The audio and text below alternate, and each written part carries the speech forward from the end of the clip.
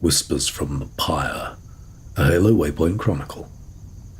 Historians note, Halo Whispers from the Pyre takes place at the end of May 2560, immediately following the death of War Chief Escharum at the hands of the Master Chief on Zeta Halo.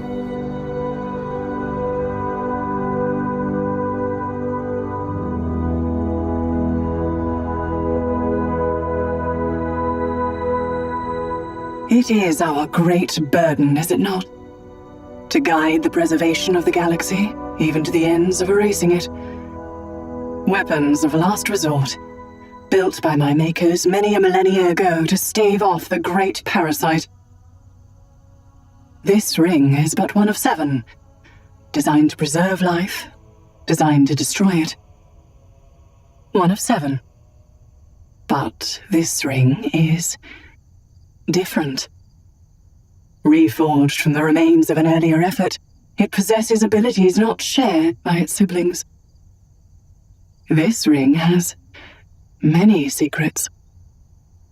Some even worth dying for. Many in my place would see this charge as a burden.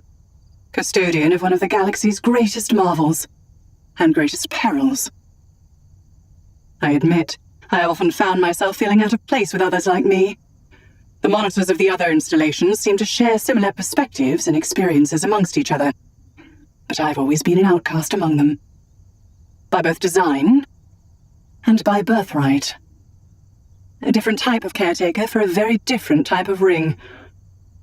While 07's integral place within the array is most unquestionable, its history and original composition allow for far more direct applications.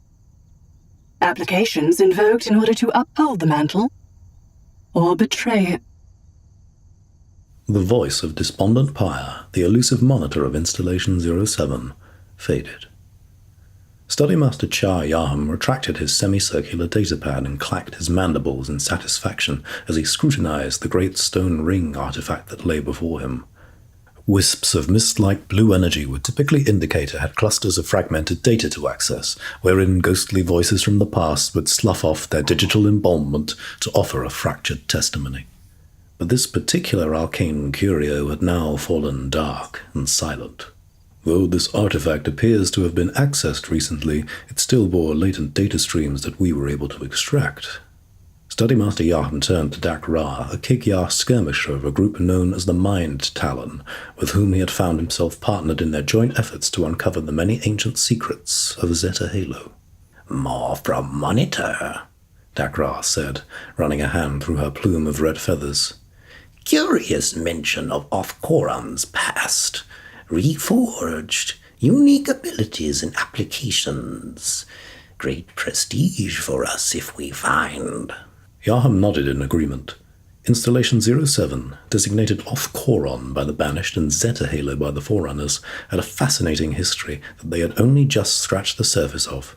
Finding that history was one matter, but the process of interrogation and interpretation of data was another thing entirely. The Sangheili study master found that he was developing a fondness for Dakra's company of late. He had come to understand that, like many Kig-Yar, she possessed a great drive for profit.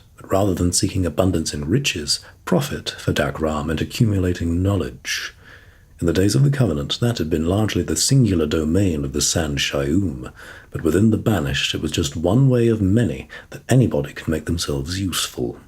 The mystery of the stone ring totems was something that they had discovered within a lunar cycle of occupying Off-Koron, and both Study Master Yaham and Dak-Ra were determined to be the first to discover the truth of these strange artifacts.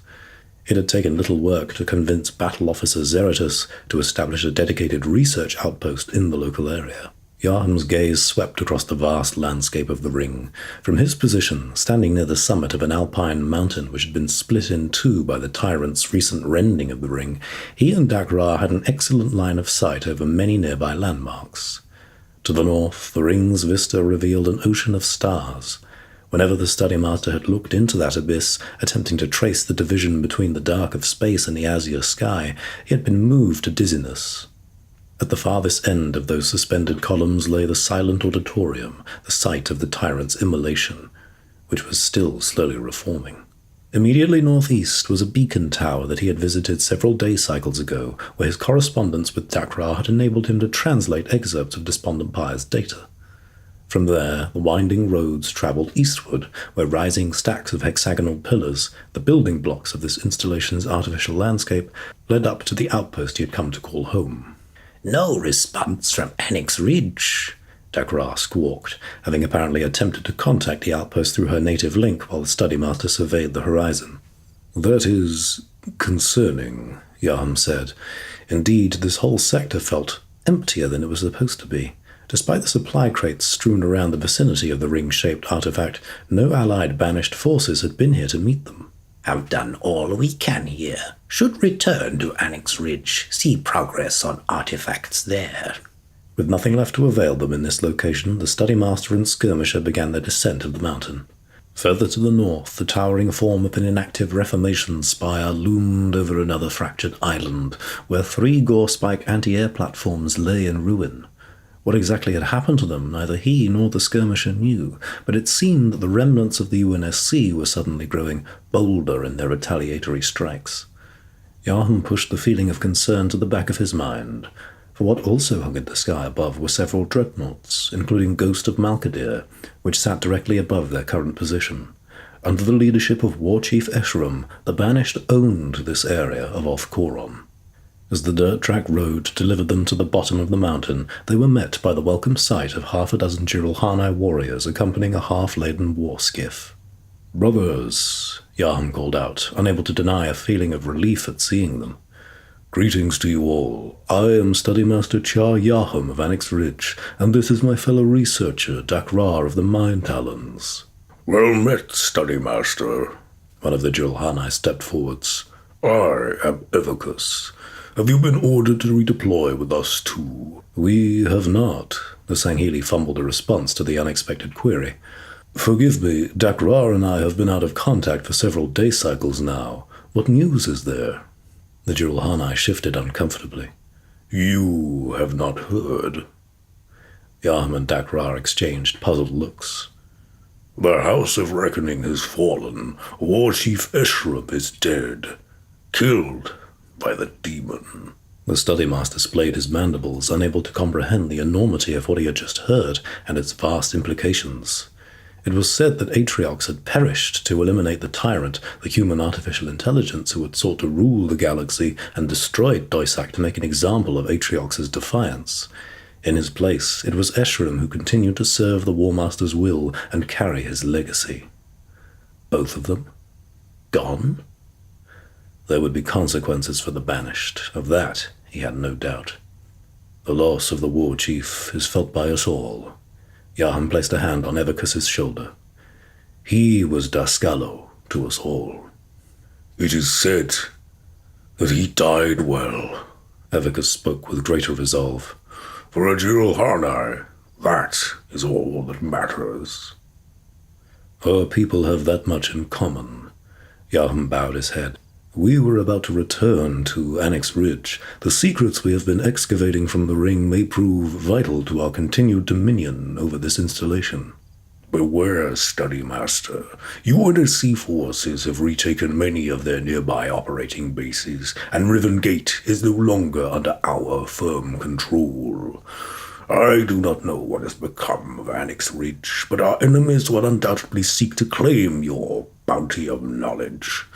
Do not be surprised if the demon has laid waste to that as well." "Join us," Dakrar spoke up. "Annex Ridge must hold." "Our orders come from Horatius himself. We are to redeploy to the Silent Auditorium immediately." As Evocus spoke, the unmistakable blare of a phantom's horn sounded over the hills. "We cannot come with you, but we can give you an opportunity to get back to Annex Ridge with speed." Evocus gestured to the war skiff. They would no longer need it. "Glory and spoils to your clan." Dakrar beat a fist to her armored chest. "May we meet again in victory," Yaham concluded, but as he met Evocus's gaze, it was clear that they both recognized the platitude. Where these Jirulhanae were going, they would most certainly not meet again. Not in this life. Study Master Yaham took up the driver's seat of the war skiff, and Dakra entered the front-facing plasma cannon. The transport's suspension tracks lifted off the ground and the vehicle sped forwards, following the dirt track road. Neither he nor his companion looked back as the Julhani boarded their Phantom and were ferried away. Strange to see, Dakra broke the contemplative silence between them. Sanghili and Jirulhani getting along. She was quite right. During their time in the Covenant, the Jirulhani had quickly become rivals to the Sanghili. Many of their kind, even Atriox himself, had been used on the front line as mountainous walls of flesh and muscle thrown at the humans' defensive garrisons, often on the orders of their Sanghili commanders.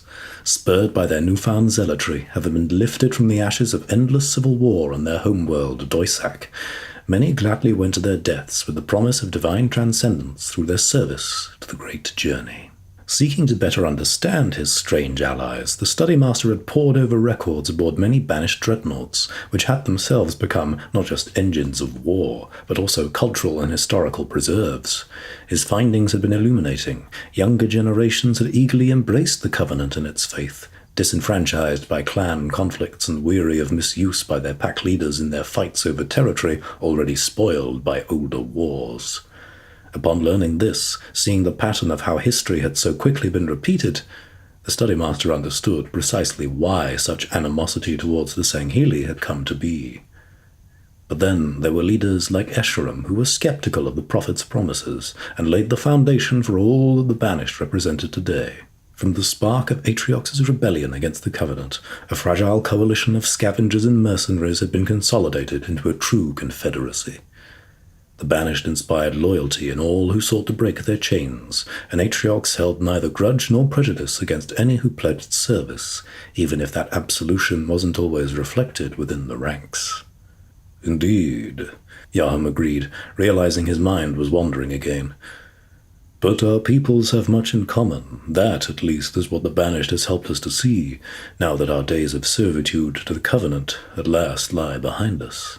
The study master turned the war skiff to the right as they reached a fork in the road marked by a communications pylon. These devices were known to relay inane messages from an Ungoi known as Glibnub, and it was with some unspoken relief that Yaham saw the humans had evidently laid waste to it. A stack of Foreigner Foundation material lay ahead, atop which sat a UNSC forward operating base.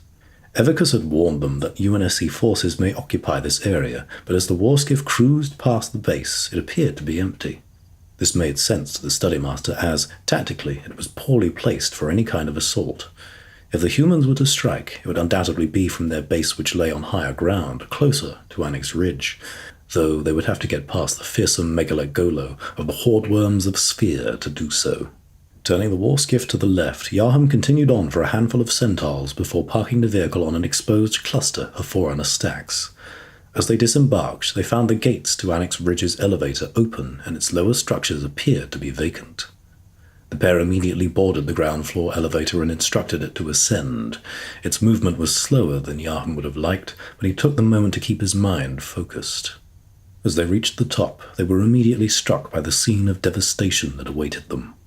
Banished corpses of all species were strewn across the upper level. Pools of blood had dried into dark stains upon the mud. Perhaps the most macabre element was that some of the bodies appeared to be partially submerged into the ground, as if the Halo's environmental systems were already spurring the soil to grow over them, reclaiming the bodies, making them part of the ring itself. At the far end of the outpost, a siege hauler transport holding 2 stone ring artifacts lay in ruin next to a ruptured fuel silo that still burned with crackling fire. If what Evicus said is true, Study Master Yaham exhaled as he and the skirmisher ran towards the craft on its landing pad, then this was perpetrated by one Spartan. All it takes, Dakra concluded for him matter-of-factly. Then it seems Evicus was correct and we must be swift, Yaham said, resolve and purpose filling his voice.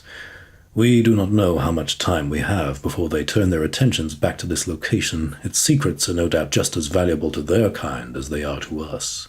They finally turned their attention to the lower pit of the outpost, where they were relieved to see that one of the circular stone fragments they had recovered appeared to be intact and was still held in place by anchor cables. Even better, it appeared to be active. Within its circumference, pale blue light seemed to vibrate, emanating a soft singing sound, clusters of data ready to spill forth and coalesce into something. Perhaps the presence of the demon activated the artifact, Yaham speculated. These totems are known to respond in more peculiar ways to their kind. Siphon data now. Dakra spoke with urgency. No time to waste. They jumped into the pit arena and marched up to the machinery that had been connected to the ring totem. Clamps were attached to the lower sides of the ring, which ran under metal-grated floors with many wires and cables connected to a computer console which displayed a holograph of the artifact. The Banished had grown quite adept at exploiting exotic alien technology, extracting power as feedstock to fuel their own devices. This, however, was a different matter altogether. These data clusters were far more esoteric, yet they had been imbued into many structures and constructs on Oth-Koron. I am rerouting all remaining power from the outpost to the artifact dock. Yaham input a series of commands on the console, temporarily shutting down everything from nearby lights to the kinetic launcher and interior base machinery. Annex Ridge went dark, leaving the Study Master and the Skirmisher to simply await the power transfer's completion. Night began to fall as the nearest sun passed beneath Oth-Koron's fractured horizon. The blue veil of the sky rolled back as the abyss of stars below painted a dark canvas, illuminated by a yellowish glow that lined the farthest edges of the installation's shattered landscape. The data clusters began to pour forth from the ring totem and settled as a thin mist on the ground. First, a form took shape in the center of the stone ring, the installation's monitor, Despondent Pyre. Then, she spoke. As much as this ring is a weapon, it is also a refuge. So many species have come to call this place home. Delightful forms of life that would have otherwise perished and remained forgotten after the firing of the array. Many such lives have looked upon these horizons, and in times much more harrowing than these. These ancient totems have made appropriate canvases on which to record some of this somber history. The Tudasia fashioned them long ago in reverence, or perhaps remorse, of the unknowable structure that they themselves called home. But their people's story is only one echo among many. These relics and the frail memories which accompany them are nearly all that remain of their kind. The Study Master extended a long finger on his zygodactyl hand and pressed a button on the console. Instantly, the monitor's hologram froze in place, hanging motionless amidst the swirling eddies of scattered particles. It seems this place has been home to many. They speak of creatures I do not recognize. Yaham's voice was low and filled with both wonder and trepidation. His mandibles moved uncertainly as he mouthed the unfamiliar word, Tudasia. I cannot help but wonder what became of them all. Long dead, or long buried, Takra offered in response. Many doors still shut, still hiding their secrets. And no way of knowing which doors offer riches or ruin. The Study Master pondered the Kikyar's words, simultaneously wearied and invigorated by the danger of the unknown.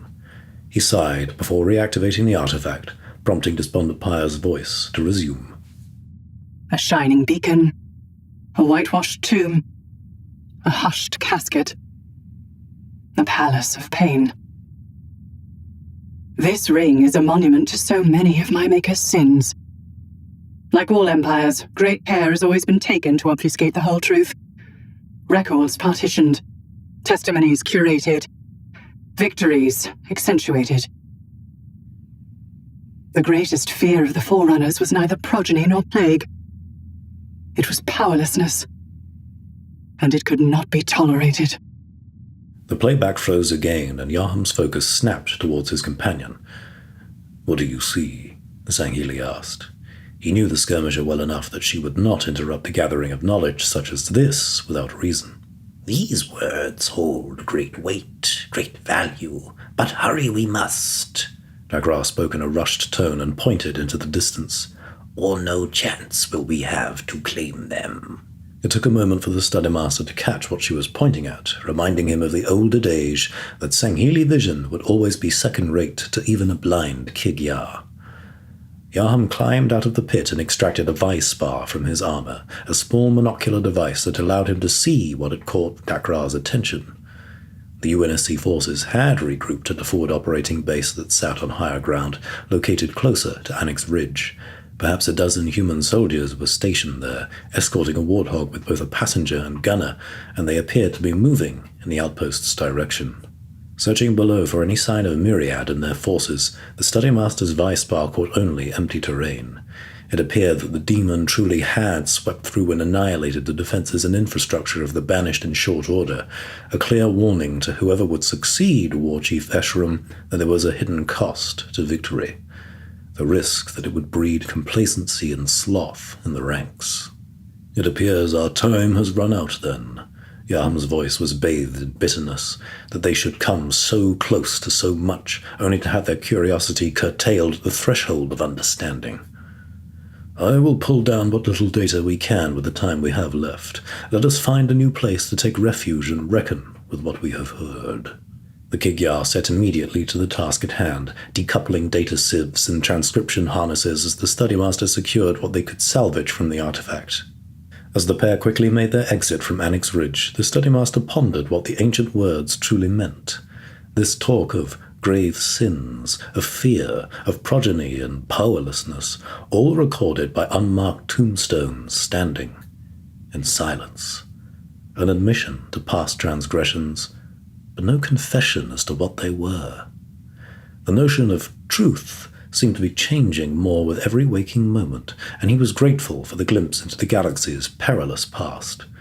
By dipping into the deep wells of its history, what wisdom might help light the way to secure their future? Of what service is guilt? To whom are we inevitably accountable? Is one sin greater than another? Is a lie of omission softer than outright perversion of the truth?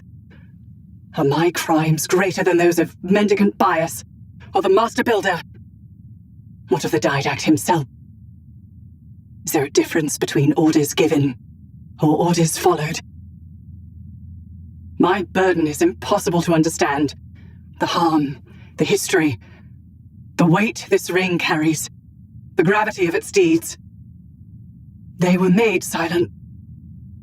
Should I make myself the same to atone? Am I a watchtower or a warden?